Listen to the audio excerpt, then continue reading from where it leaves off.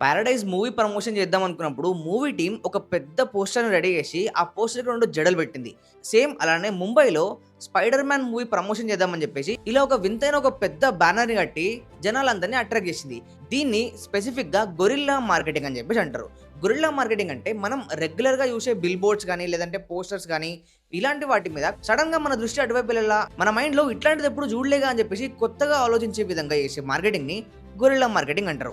రీసెంట్‌గా మనం చేసిన వీడియోలో చెప్స్ అనే కంపెనీ గురించి చెప్పిన.